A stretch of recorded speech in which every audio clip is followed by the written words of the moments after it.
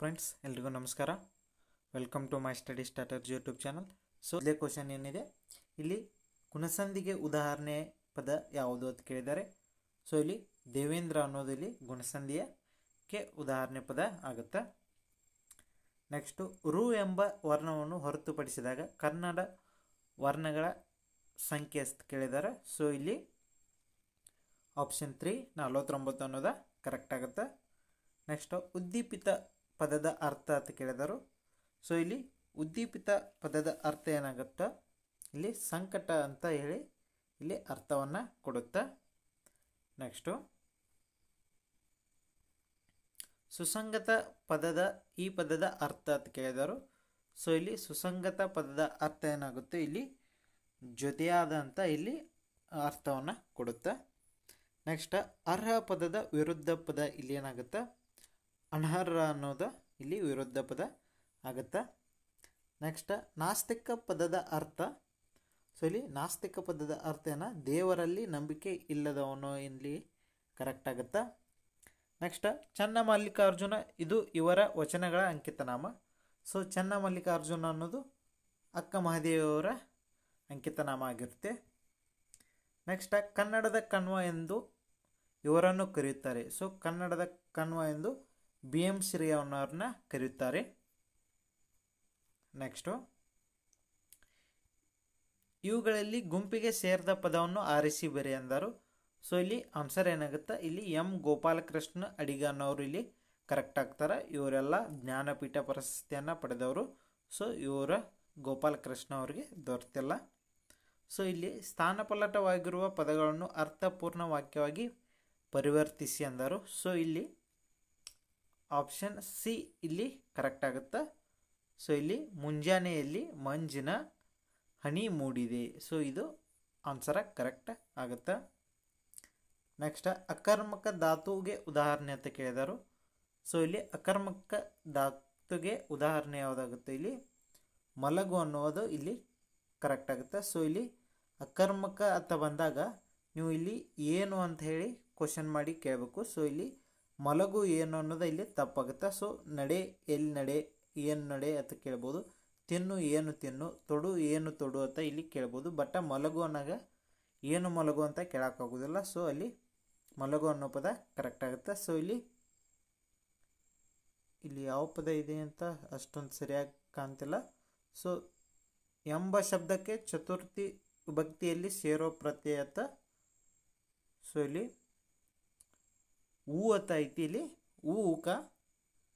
So ಇಲ್ಲಿ answer ಏನಾಗುತ್ತೆ, ಇದು ಕೆ ಅಂತ ಬರ್ತಾ ಚತುರ್ಥಿ ಎಸ್ ಕೆ ಅಂತ ಇಲ್ಲಿ ಬರ್ತಾ. ನೆಕ್ಸ್ಟ್ ಬರೆಯುತ್ತಾನೆ ಈ ಪದದಲ್ಲಿ ಇರುವ ಧಾತು ಅಂತ ಕೇಳಿದರು. ಸೊ ಇಲ್ಲಿ ಬರೆ ಎಂಬ ಧಾತು ಇಲ್ಲಿ ಬರ್ತದ. ನೆಕ್ಸ್ಟ್ ಅ ಪಟ್ಟಿಯಲ್ಲಿನ ವಿಭಕ್ತಿಗಳೊಂದಿಗೆ ಬ ಪಟ್ಟಿಯಲ್ಲಿಂದ ಕಾರಕಗಳನ್ನು ಅರ್ಥವನ್ನು ಹೊಂದಿಸಿ ಎಂದರು. ಸೊ ಇಲ್ಲಿ ಆಪ್ಷನ್ 4 ಅಂದ್ರೆ ಇಲ್ಲಿ ಪ್ರಥಮ ಏನಾಗುತ್ತೆ, ಇಲ್ಲಿ ಕರ್ತೃ ಆಗುತ್ತೆ. ತೃತೀಯ ಏನಾಗುತ್ತೆ, ಇಲ್ಲಿ ಕರ್ಣಾರ್ಥ ಆಗುತ್ತೆ. ಚತುರ್ಥಿ ಏನಾಗುತ್ತೆ, ಇದು ಸಂಪ್ರದಾನ ಆಗುತ್ತೆ. ಪಂಚಮಿ ಏನಾಗುತ್ತೆ, ಅಪದಾನ ಅಂತ ಇಲ್ಲಿ ಆಪ್ಷನ್ 4 ಏನಾಗುತ್ತೆ, ಇಲ್ಲಿ ಕರೆಕ್ಟ್ ಆಗುತ್ತೆ. ನೆಕ್ಸ್ಟ್ ಅವನು ಚೆನ್ನಾಗಿ ಬರೆದನು, ಇಲ್ಲಿರುವ ಕಾಲಸೂಚಕ ಪ್ರತ್ಯಯ ಅಂತ ಕೇಳಿದ್ರು. ಇಲ್ಲಿ ದ ಅನ್ನೋದು ಇಲ್ಲಿ ಕರೆಕ್ಟ್ ಆಗುತ್ತೆ.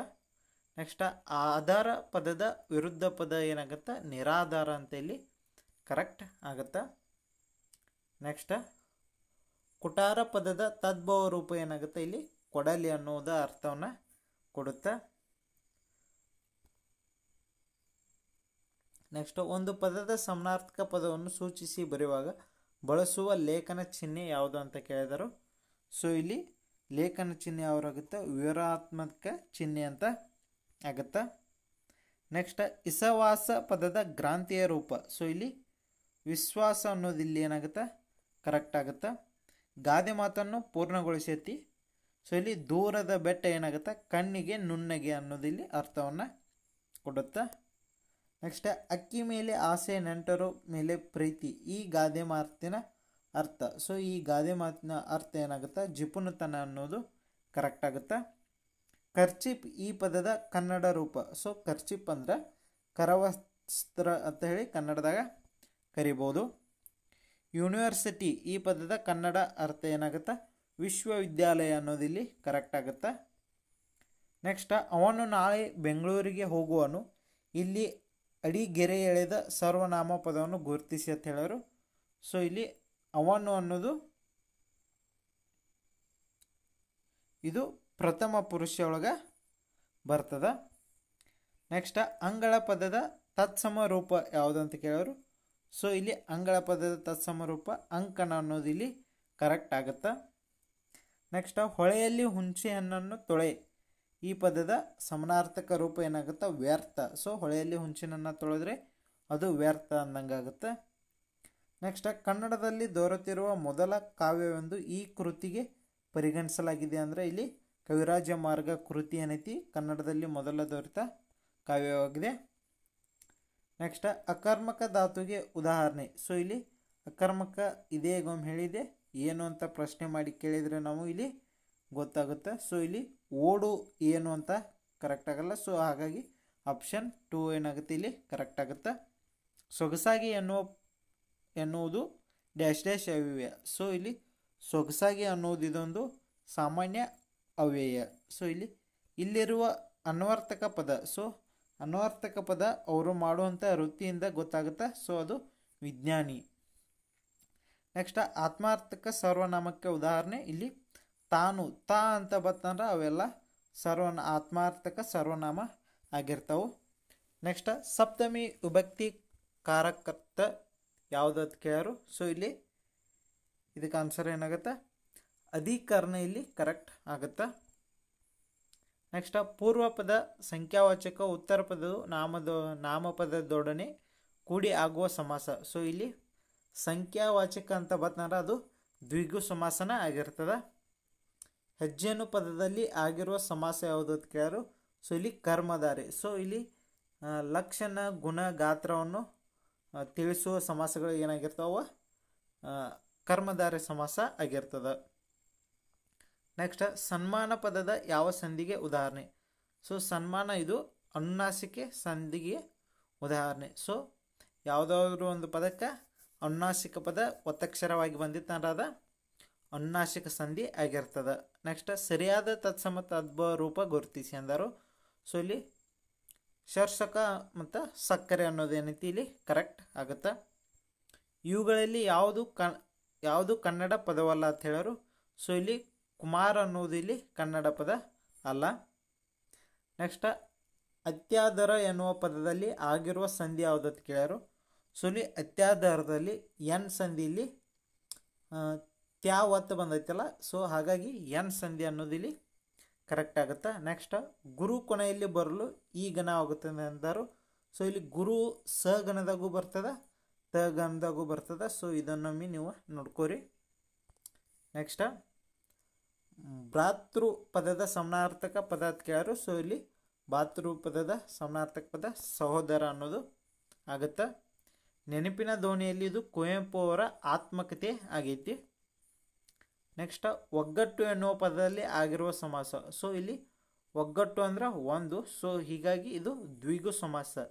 ಸೊ ಇಲ್ಲಿ ಸಂಖ್ಯೆಯನ್ನು ಹೇಳಿಕೊಡುವುದು ಅದು ದ್ವಿಗು, ಸಂಖ್ಯಾವಾಚಕ ಇರುವುದು ದ್ವಿಗು ಸಮಾಸಕ್ಕೆ ಉದಾಹರಣೆ ಆಗುತ್ತೆ. ಸೊ ಇಲ್ಲಿ ಹಳೆಗನ್ನಡ ಸಪ್ತಮಿ ವಿಭಕ್ತಿ ಪ್ರತ್ಯಯ ಯಾವುದು ಅಂತ ಕೇಳೋರು. ಸೊ ಇಲ್ಲಿ ಹಳೆಗನ್ನಡ ಒಳಗೆ ಸಪ್ತಮಿ ವಿಭಕ್ತಿ ಪ್ರತ್ಯಯ ಒಳ್ ಅಂತ ಆಗುತ್ತೆ. ಓಬಿರಾಯನ ಕಾಲ ನುಡಿಗಟ್ಟಿನ ಅರ್ಥ. ಸೊ ಓಬಿರಾಯನ ಕಾಲ ಅಂದ್ರೆ ಪ್ರಾಚೀನ ಕಾಲ ಅಂತ ಇಲ್ಲಿ ಕರೆಕ್ಟ್ ಆಗುತ್ತೆ. ನೆಕ್ಸ್ಟ್, ಕಟ್ಟಳೆ ಈ ಪದದ ಅರ್ಥ. ಸೊ ಕಟ್ಟಳೆ ಅಂದ್ರೆ ಇಲ್ಲಿ ನಿಯಮ ಅಂತ ಅರ್ಥ ಆಗುತ್ತೆ. ನೆಕ್ಸ್ಟ್, ಇನ್ನೊಬ್ಬರ ಹೇಳಿಕೆಯನ್ನು ಯಥಾರ್ಥವಾಗಿ ಬರೆಯುವಾಗ ಬಳಸುವ ಲೇಖನ ಚಿಹ್ನೆ. ಸೊ ಇಲ್ಲಿ ಇದಕ್ಕೆ ಯಾವ್ದು ಕರೆಕ್ಟ್ ಆಗುತ್ತೆ, ಇಲ್ಲಿ ಉದ್ಧಾರಣ ಚಿಹ್ನೆ ಏನಾಗುತ್ತೆ ಇಲ್ಲಿ ಕರೆಕ್ಟ್ ಆಗುತ್ತೆ. ನೆಕ್ಸ್ಟ್, ಬ್ಯಾನಿ ಈ ಪದದ ಗ್ರಾಂಥಿಯ ರೂಪ ಏನಾಗುತ್ತೆ, ಬೇನೆ ಅನ್ನೋದು ಅರ್ಥವನ್ನು ಕೊಡುತ್ತೆ. ನೆಕ್ಸ್ಟ್, ಆಹಾ ಕಾಮನಬಿಲ್ಲು ಎಷ್ಟು ಸುಂದರವಾಗಿದೆ. ಸೊ ಇಲ್ಲಿ ಭಾವ ಸೂಚಕ ವಾಕ್ಯವನ್ನು ಆಗಿರುತ್ತದೆ. ಸೊ ಆಹಾ ಅಥವಾ ಉದ್ಧಾರಣ ಬಂದಾಗ ಇದು ಭಾವನೆಯನ್ನು ವ್ಯಕ್ತಪಡಿಸೋದ್ರಿಂದ ಇದು ಭಾವ ಸೂಚಕ ವಾಕ್ಯವಾಗುತ್ತೆ. ಇಲ್ಲಿ ದೇಶಿ ಶಬ್ದಗಳು ಎಂದರೆ ಅಂತ ಕೇಳಿದ್ರು. ಸೊ ದೇಶಿ ಶಬ್ದಗಳು ಅಂದ್ರೆ ಅಚ್ಚ ಕನ್ನಡದವು ಇದ್ದಿದ್ದವನ್ನ ದೇಶಿ ಶಬ್ದ ಅಂತ ಕರೀತಾರೋ. ಇದು ಕರ್ಮಧಾರ ಸಮಾಸಕ್ಕೆ ಉದಾಹರಣೆ. ಸೊ ಇಲ್ಲಿ ಕೆಂದಾವರೆ. ಸೊ ಕೆಂದಾವರೆ ಅಂದ್ರೆ ಅವುಗಳ ಗುಣಲಕ್ಷಣಗಳನ್ನ ಬಣ್ಣ ಗಾತ್ರವನ್ನು ಹೇಳುವುದು ಕರ್ಮಧಾರೆ ಸಮಾಸ ಆಗಿರ್ತದೆ. ಇದು ಸಾಮಾನ್ಯ ಅವ್ಯಯಕ್ಕೆ ಉದಾಹರಣೆ. ಸೊ ಇಲ್ಲಿ ಚೆನ್ನಾಗಿ ಅನ್ನೋದು ಸಾಮಾನ್ಯ ಅವ್ಯಯಕ್ಕೆ ಉದಾಹರಣೆ ಆಗಿರ್ತದೆ. ಮರಳಿ ಮಣ್ಣಿಗೆ ಇದು ಶಿವರಾಮ್ ಕಾರಂತ್ ಅವರ ಕೃತಿ ಆಗಿರುತ್ತದೆ. ನೆಕ್ಸ್ಟ್ ಸುಪರ್ದಿ ಈ ಪದದ ಅರ್ಥ. ಸೊ ಇಲ್ಲಿ ಸುಪರ್ದಿ ಅನ್ನೋದು ವಶ ಅಂತ ಇಲ್ಲಿ ಅರ್ಥವನ್ನು ಕೊಡುತ್ತಾ. ನೆಕ್ಸ್ಟ್ ಈ ಕೆಳಗಿನ ಅನ್ಯ ದೇಶಿ ಪದಗಳಲ್ಲಿ ಗುಂಪಿಗೆ ಸೇರಿದ ಪದವನ್ನು ಗುರುತಿಸಿ ಎಂದರು. ಸೊ ಇಲ್ಲಿ ಗುಂಪಿಗೆ ಸೇರಿದ ಪದ ಅರ್ಜಿ ಅನ್ನೋದು ಇಲ್ಲಿ ಕರೆಕ್ಟ್ ಆಗುತ್ತಾ. ನೆಕ್ಸ್ಟ್ ದೇವರಿಂದ ಪದವನ್ನು ಬಿಡಿಸಿ ಬರೆಯುವ ಸರಿಯಾದ ರೂಪ. ಸೊ ಇಲ್ಲಿ ದೇವರ ಪ್ಲಸ್ ಇಂದ ಅನ್ನೋದು ಇಲ್ಲಿ ಏನಾಗುತ್ತಾ ಕರೆಕ್ಟ್ ಆಗುತ್ತಾ. ನೆಕ್ಸ್ಟ್ ಕರ್ನಾಟಕದಲ್ಲಿ ದೊರೆತಿರುವ ಅಶೋಕನ ಶಾಸನಗಳು ಯಾವ ಲಿಪಿಯಲ್ಲಿ ಅಂತ ಕೇಳರು. ಸೊ ಇಲ್ಲಿ ಬ್ರಾಹ್ಮಿ ಲಿಪಿ ಒಂದು ಫಿಕ್ಸ್ ಅದ. ಸೊ ಖರೋಷ್ಠಿನೂ ಅದ, ಪ್ರಾಕೃತ ಅದ. ಸೊ ಹೀಗಾಗಿ ಇವು ಎರಡು ತ್ರೊಳಗು ಒಂದಾಗ್ಬೋದು. ಇದನ್ನು ಸ್ವಲ್ಪ ನೀವು ನೋಡ್ಕೋಬಹುದು. ನೆಕ್ಸ್ಟ್ ಸಂಧಿ ಅಂದರೆ. ಸೊ ಸಂಧಿ ಅಂದರೆ ಎರಡು ಅಕ್ಷರಗಳು ಪರಸ್ಪರ ಕಾಲ ವಿಳಂಬನೆ ಇಲ್ಲದೆ ಸೇರುವುದು. ಸೊ ಎರಡು ಅಕ್ಷರಗಳು ಪರಸ್ಪರ ಕಾಲ ವಿಳಂಬವಿಲ್ಲದೆ ಸೇರೋದಕ್ಕೆ ಸಂಧಿ ಅಂತಾರೋ. ಸೊ ಎರಡು ಪದಗಳು ಪರಸ್ಪರ ಕಾಲ ವಿಳಂಬ ಇಲ್ಲದೆ ಸೇರೋದಕ್ಕೆ ಇದಕ್ಕೆ ಏನಂತಾರೋ ಸಮಾಸ ಅಂತ ಕರೀತಾರೋ. ನೆಕ್ಸ್ಟು ಕುಂಬಳ ಪದವು ಇದು ತತ್ಸಮ ರೂಪವಾಗಿರುತ್ತದೆ. ನೆಕ್ಸ್ಟ್ ವಿಜಾತಿಯ ಸಂಯುಕ್ತಾಕ್ಷರ ಕೇಳರು. ಇಲ್ಲಿ ವಸ್ತ್ರ ಅನ್ನೋದು ಇಲ್ಲಿ ವಿಜಾತಿಯ ಸಂಯುಕ್ತಾಕ್ಷರ ಆಗುತ್ತೆ. ಸೊ ಇವೆಲ್ಲ ಯಾವ ಒತ್ತಕ್ಷರ ಏನಾಗಿರ್ತಿ ಅದ ಪದದ ಒತ್ತಕ್ಷರ ಬಂದಿರ್ತದೆ, ಅದು ಸಜಾತಿಯ ಸಂಯುಕ್ತಾಕ್ಷರ ಆಗಿರ್ತದೆ. ವಿಜಾತಿ ಏನೈತಿ ಬೇರೆ ಒಂದು ಅಕ್ಷರದ ಏನೋ ಒತ್ತಕ್ಷರ ಬಂದ್ರೆ ಅದು ವಿಜಾತಿಯ ಸಂಯುಕ್ತಾಕ್ಷರ ಆಗಿರ್ತದೆ. ನೆಕ್ಸ್ಟ್ ಕಂಠ ಮತ್ತು ತುಟಿಗಳ ಸಹಾಯದಿಂದ ಉಚ್ಚರಿಸಲ್ಪಡುವ ಅಕ್ಷರಗಳು ಕಂಠೋಷ್ಠ ಅಂತ ಕರೀತಾರೆ. ನೆಕ್ಸ್ಟ್ ಮೂರು ಮಾತ್ರೆ ಕಾಲದಲ್ಲಿ ಉಚ್ಚರಿಸುವ ಅಕ್ಷರಗಳಿಗೆ ಪ್ಲುತ್ಸ್ವರ ಅಂತ ಕರೀತಾರೆ. ನೆಕ್ಸ್ಟ್ ಯಾವ ಸಾಹಿತ್ಯದ ಪ್ರಕಾರವನ್ನು ಪ್ರಥಮ ಸಾಹಿತ್ಯ ಎಂದು ಗುರುತಿಸಲಾಗಿದೆ ಅಂದರೆ. ಸೊ ಇಲ್ಲಿ ಚಂಪು ಸಾಹಿತ್ಯವನ್ನು ಪ್ರಥಮ ಸಾಹಿತ್ಯ ಅಂತ ಗುರುತಿಸಲಾಗಿದೆ. ನೆಕ್ಸ್ಟ್ ಮೈಸೂರಿನ ಓರಿಯೆಂಟಲ್ ಲೈಬ್ರರಿ ಸ್ಥಾಪನೆ ಆದ ವರ್ಷ ಇಲ್ಲಿ 1887 ಅಂತ ಇಲ್ಲಿ ಕರೆಕ್ಟ್ ಆಗುತ್ತೆ. ನೆಕ್ಸ್ಟ್ ನಾಮ ಪ್ರಕೃತಿ ಮತ್ತು ಅನುಕರಣ ಶಬ್ದಗಳ ಮೇಲೆ ಇಸು ಪ್ರತ್ಯಯ ಸೇರಿದಾಗ ಯಾವ ಧಾತು ಉಂಟಾಗುತ್ತದೆ. ಸೊ ಇಲ್ಲಿ ಇಸು ಪ್ರತ್ಯಯ ಸೇರಿದಾಗ ಇದು ಪ್ರತ್ಯಂತ ಏನೈತಿ ಈ ಧಾತು ಉಂಟಾಗ್ತದೆ. ನೆಕ್ಸ್ಟ್ ಕರ್ಮ ಪದವನ್ನು ಆಕ್ಷೇಪಿಸುವ ಧಾತುವನ್ನು ಏನೆಂದು ಕರೀತಾರೆ. ಇಲ್ಲಿ ಸಕರ್ಮಕ ಧಾತು ಅಂತ ಕರೀತಾರೆ. ನೆಕ್ಸ್ಟ್ ನಾವು ಪ್ರತಿಜ್ಞೆ ತಪ್ಪದೆ ನಡೆಯುವ ಈ ವಾಕ್ಯದಲ್ಲಿರುವ ಧಾತುವನ್ನು ಕೇಳ್ಯಾರು. ಸೊ ಇಲ್ಲಿ ನಡೆ ಅನ್ನೋದು ಇಲ್ಲಿ ಧಾತು ಆಗುತ್ತೆ. ನೆಕ್ಸ್ಟ್ ಪ್ರಕೃತಿಗೆ ಪ್ರತ್ಯಯಗಳು ಸೇರಿದಾಗ ಆಗುವ ರೂಪ ಏನಾಗುತ್ತೆ ಇಲ್ಲಿ ಪದ ಆಗುತ್ತೆ. ನೆಕ್ಸ್ಟ್ ಈ ತರಗತಿಯಲ್ಲಿ 20 ಮಂದಿ ಹುಡುಗರಿದ್ದಾರೆ. ಇವರಲ್ಲಿ ಶಾಮನ್ನು 1ನೇಯವನು ಗೆರೆ ಎಳೆದ ಪದದ ವ್ಯಾಕರಣ ವಿಶಿಷ್ಟತೆಯನ್ನು ಗುರುತಿಸಿ ಎಂದರು. ಸೊ ಇಲ್ಲಿ 20 ಅನ್ನೋದು ಒಂದು ಸಂಖ್ಯಾವಾಚಕ ಆಗುತ್ತೆ. ನೆಕ್ಸ್ಟ್ ಹಳ್ಳಕ್ಕೆ ಬಿದ್ದನು. ಸೊ ಈ ವಾಕ್ಯದಲ್ಲೂ ವಿಭಕ್ತಿ ಪಲ್ಲಟವನ್ನು ಕೇಳ್ಯಾರು. ಸೊ ಇಲ್ಲಿ ಸಪ್ತಮಿಯಿಂದ ಚತುರ್ಥಿಗೆ ಆಗುತ್ತೆ. ಸೊ ಇಲ್ಲಿ ಅಲ್ಲಿ ಅನ್ನೋದು ಸಪ್ತಮಿ. ಸೊ ಹಳ್ಳಕ್ಕೆ ಅನ್ನೋದು ಕೆ ಚತುರ್ಥಿ ಆಗುತ್ತೆ. ನೆಕ್ಸ್ಟ್ ನಿತ್ಯ ನಪುಂಸಕಲಿಂಗಕ್ಕೆ ಉದಾಹರಣೆ ಕೇಳ್ಯಾರು. ಸೊ ಇಲ್ಲಿ ಶಿಶು ಅನ್ನೋದು ನಿತ್ಯ ನಪುಂಸಕಲಿಂಗಕ್ಕೆ ಉದಾಹರಣೆ ಆಗುತ್ತೆ.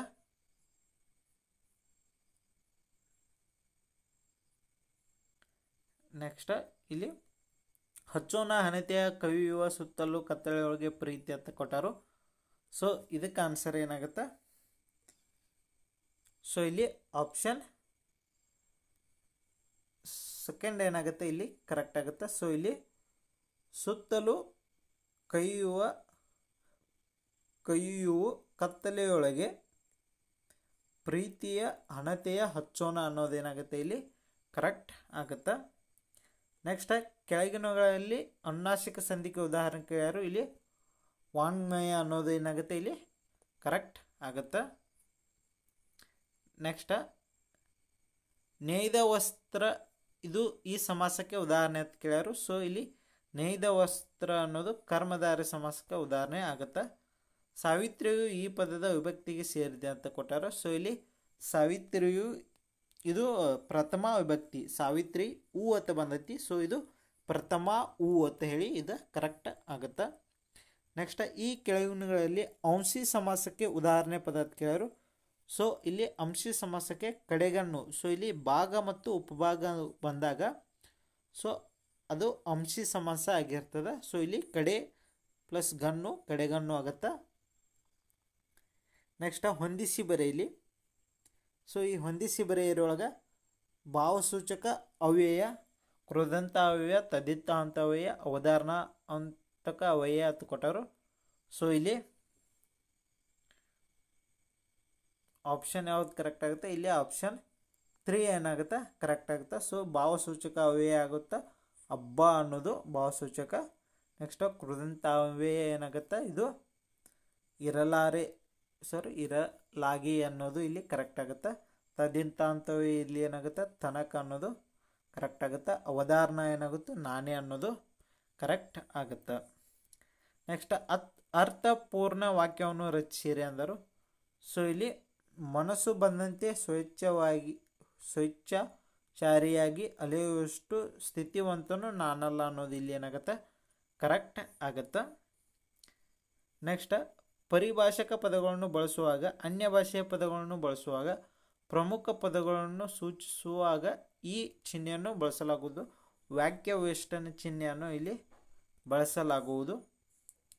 ನೆಕ್ಸ್ಟ್ ಚನ ಪದದ ತತ್ಸಮ ರೂಪ. ಸೊ ಚನ ಪದದ ತತ್ಸಮ ರೂಪ ಏನಾಗುತ್ತೆ ಇಲ್ಲಿ ಕ್ಷಣ ಅನ್ನೋದು ಇಲ್ಲಿ ಕರೆಕ್ಟ್ ಆಗುತ್ತಾ. ಚಳ್ಳೆಹಣ್ಣು ತಿನ್ನಿಸು ಈ ನುಡಿಗಟ್ಟಿನ ಅರ್ಥ. ಸೊ ಚಳ್ಳೆಹಣ್ಣು ತಿನ್ನಿಸು ಅಂದ್ರೆ ಮೋಸ ಮಾಡಿ ಹೋಗು ಅನ್ನೋದಿಲ್ಲಿ ಕರೆಕ್ಟ್ ಆಗುತ್ತಾ. ಮನ್ಯಾಗಿನ ಈ ಪದದ ಗ್ರಾಂತಿಯ ರೂಪ ಏನಾಗುತ್ತಾ ಮನೆಯಲ್ಲಿನ ಅನ್ನೋದಿಲ್ಲಿ ಕರೆಕ್ಟ್ ಆಗುತ್ತಾ. ನೆಕ್ಸ್ಟ್ ಅಡಿಗೆರೆ ಎಳೆದ ಪದದ ಸರಿಯಾದ ರೂಪವನ್ನು ಗುರುತಿಸಿ ಅಂದರು.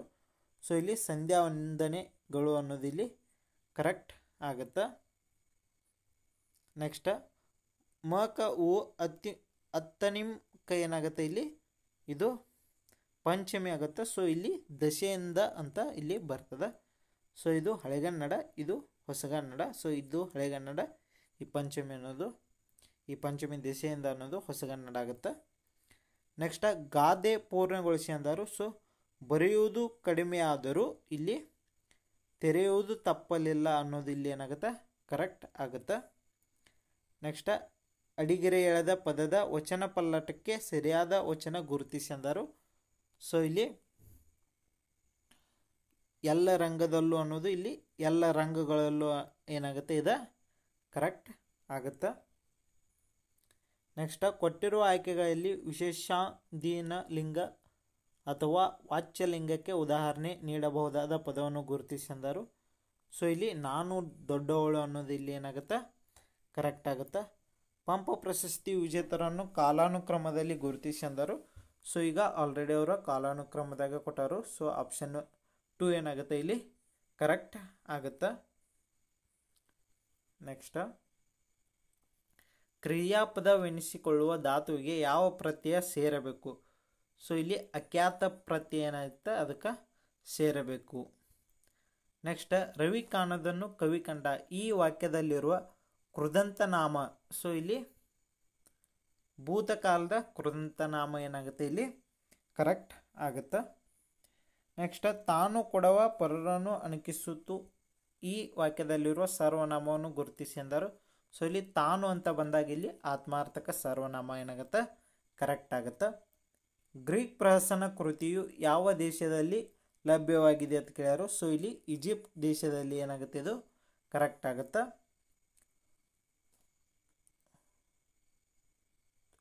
ತೊಗಲು ಗೊಂಬೆ ಆಟವನ್ನು ಆಡಿಸುವ ಜನಾಂಗದವರ ಹೆಸರೇನು ಅಂತ ಕೇಳ್ಯಾರು. ಇಲ್ಲಿ ಕಿಳಿಕ್ಯಾತರು ಏನಾಗುತ್ತೆ ಇಲ್ಲಿ ಕರೆಕ್ಟ್ ಆಗುತ್ತಾ. ಕೆಳಗಿನಗಳಲ್ಲಿ ಗುಂಪಿಗೆ ಸೇರದ ಪದವನ್ನು ಗುರುತಿಸಿ ಅಂದರು. ಸೊ ಇಲ್ಲಿ ಮಳೆಗಾಲ ಅನ್ನೋದು ಇದು ಗುಂಪಿಗೆ ಸೇರದ ಪದ. ಸೊ ಇದು ಆಗಮ ಸಂಧಿ ಆಗುತ್ತಾ.